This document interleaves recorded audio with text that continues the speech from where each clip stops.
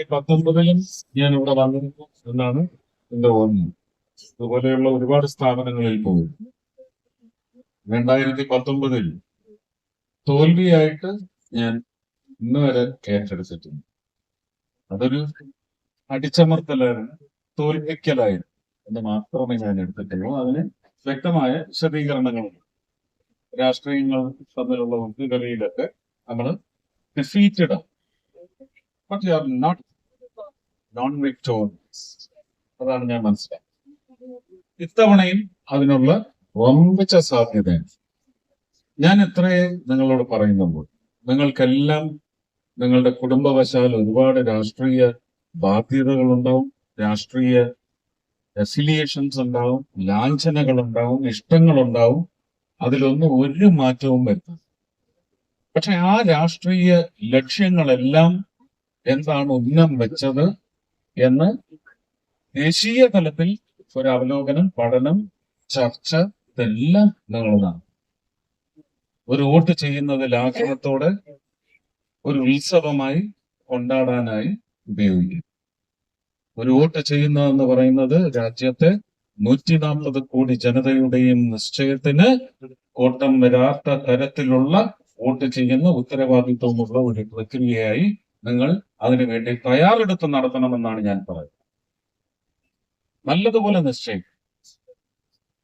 ഞാൻ BJP-കാരനായതുകൊണ്ട് BJP-കാരന് മാത്രമേ വോട്ട് ചെയ്യൂ എന്ന് പറയുന്ന ഒരു സമ്പ്രദായം ജനാധിപത്യത്തിൽ അംഗീകരിക്കാൻ പറ്റും.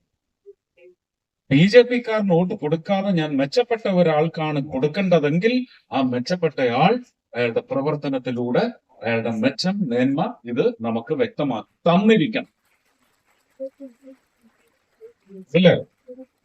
അങ്ങനെയല്ലേ വേണ്ടത്? അപ്പോ കഴിഞ്ഞ 5 വർഷത്തെ പ്രവർത്തനം നിങ്ങൾ ഉത്തരവാദിത്വം ഏൽപ്പിച്ച ആൾ പ്രസംഗങ്ങളിലും ചില പ്രത്യേക കേന്ദ്രങ്ങളിലും പോയുള്ള വർത്തമാനമല്ലാതെ നിങ്ങളുടെ ജീവിതത്തിൽ കൊണ്ടുവന്ന മാറ്റങ്ങൾ എന്താണെന്ന് വ്യക്തമാക്കി നിങ്ങളുടെ മുമ്പിൽ അവതരിപ്പിക്കണം.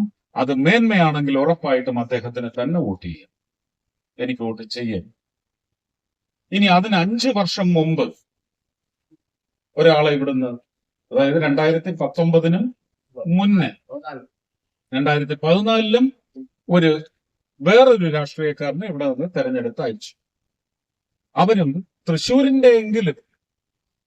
തൃശൂർ മണ്ഡലത്തിന്റെയെങ്കിലും ജില്ലയെന്നും ഞാൻ പറയുന്നു കാര്യങ്ങൾ നിങ്ങളുടെയൊക്കെ അച്ഛനമ്മമാരുടെ സ്വപ്നത്തിലേക്ക് വളർത്തിയോ? വെറും രാഷ്ട്രീയം വളർത്തുന്നതല്ലല്ലോ. രാഷ്ട്രീയ പശ്ചാത്തലത്തിൽ നിന്നുകൊണ്ട് അധമത്തിന് യുദ്ധം ചെയ്യുന്നതല്ലല്ലോ. നിങ്ങളുടെ വോട്ടിന്റെ വില അതിലല്ലല്ലോ നിശ്ചയിക്കുന്നത്. നിങ്ങളിലേക്ക് എന്ത് കൊണ്ടുവന്നു? നിങ്ങളിലേക്ക്, നിങ്ങളുടെ ജീവിതത്തിന്, നിങ്ങളുടെ മക്കളുടെയും അവരുടെ കൊച്ചുമക്കളുടെയും അങ്ങനെ വരാനിരിക്കുന്ന ജന്മ പരമ്പരകളുടെ മുഴുവൻ വളർച്ചയ്ക്കുതകുന്ന അടിസ്ഥാന വികസനത്തിന്റെ അടിത്തറ ഇവിടെ പാകപ്പെട്ടു. ഇതാണ് ചർച്ച ചെയ്യുന്നത്. ആ ചർച്ചയ്ക്കാണ് ഞാൻ വന്നിരിക്കുന്നത്.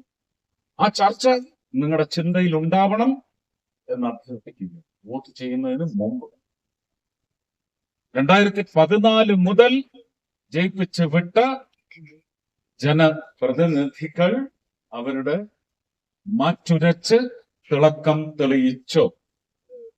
തെളിയിക്കാനാവുമോ എന്ന് നിങ്ങൾ പരിശോധിച്ച്, ഞാൻ തോൽപ്പിച്ചു വിട്ടയാളായിട്ടും എന്റെ കയ്യിൽ മിച്ചമുണ്ടായിരുന്ന ഫണ്ട് വെച്ച് ചെയ്യാനുള്ള കാര്യങ്ങളുടെ ഒരു ഗുണം എന്താണ്?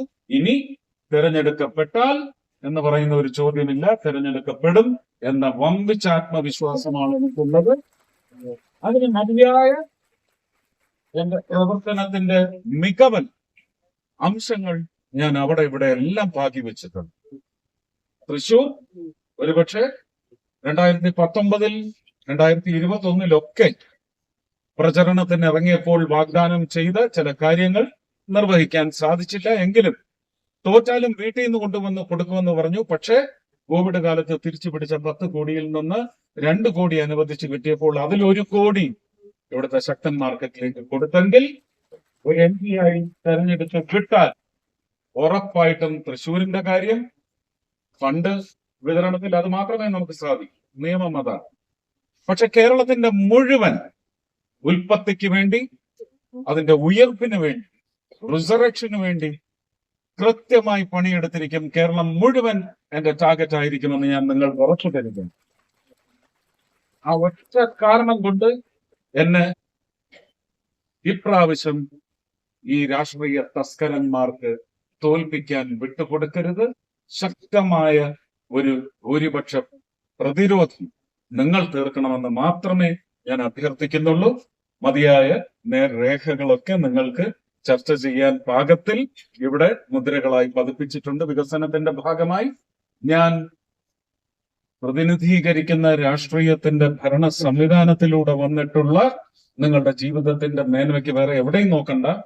നാഷണൽ ഹൈവേ 17, ഇപ്പോഴത്തെ പഴയ 47, ഇപ്പോഴത്തെ 66, അവിടെ നോക്കിയാൽ മാത്രം കാണാം നിങ്ങൾക്ക് എന്താണ് അടിസ്ഥാന യാത്രാ സൗകര്യത്തിന് വേണ്ടി ഒരുക്കിയിട്ടുള്ള വികസനം.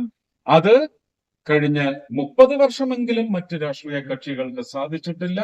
7 വർഷം കൊണ്ട് നരേന്ദ്രമോദി സർക്കാരിന് സാധിച്ചെങ്കിൽ ഇനി അനന്തമായ സാധ്യതകൾ നിങ്ങളെ കാത്തിരിക്കുന്നു. അവർക്ക് ശക്തി പകരാനായി നിങ്ങൾ നിങ്ങളുടെ പ്രതിനിധിയായി ഇവിടെ നിന്ന് എന്നെ തെരഞ്ഞെടുത്തയക്കണമെന്ന് ഞാൻ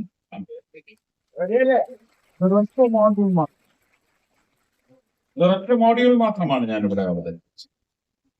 നമുക്കൊരു cross cut high raised road അല്ലെങ്കിൽ ഓവർഹെഡ് റോഡ് എന്ന് പറയുന്നത് നാഷണൽ ഹൈവേ 66നെയും നാഷണൽ ഹൈവേ 47നെയും അതിനിടയ്ക്കുള്ള കുന്നംകുളം കോഴിക്കോട് റോഡിൽ ഒരു എക്സിറ്റും എൻട്രിയും വരുന്ന തരത്തിൽ ഒരു റോഡിനുള്ള സാധ്യതയുണ്ട്. ഒരു ഹൈ റീസ്റ്റ് റോഡ് അല്ലെങ്കിൽ ഒരു ഓവർഹെഡ് റോഡ്. ഇതും സ്വപ്നത്തിലൊന്നാണ്. ഇത് മേയറുമായിട്ട് ചർച്ച ചെയ്തിട്ടുണ്ട്. ശക്തൻ മാർക്കറ്റിന്റെ പൂർണ്ണമായ വിപുലീകരണം, ഒരു വേൾഡ് ക്ലാസ് മാർക്കറ്റിലേക്ക് അത് ഉയർത്തുന്നു. ഇതൊക്കെ സ്വപ്നങ്ങളാണ്. ഇനി നിരവധിയായ ഒരുപാട് രേഖകൾ മനസ്സിൽ കോറിയിട്ടിട്ടുണ്ട്. ഇതെല്ലാം നടപ്പിലാക്കി എടുക്കുന്നതിന് നിങ്ങൾ ചിലപ്പോൾ വർഷങ്ങൾ തന്നെ തരേണ്ടി വരും. പക്ഷെ നൽകുന്ന ഓരോ വർഷവും ഞാൻ പാഴാക്കില്ല എന്ന് പറയുന്ന ആത്മാർത്ഥമായ ഉറപ്പ് ഇവിടെ പ്രഖ്യാപിച്ചുകൊണ്ട് എല്ലാവരും എന്നെ വിജയിപ്പിച്ചെടുക്കുന്നതിന് വേണ്ടി കുറച്ചധികമായി ശക്തി ചെലുത്തണം എന്ന് മാത്രം പ്രാർത്ഥിക്കുന്നു, ആശിക്കുന്നു, ആഗ്രഹിക്കുന്നു, നിങ്ങളോട് അഭ്യർത്ഥിക്കുന്നു. നന്ദി, നമസ്കാരം.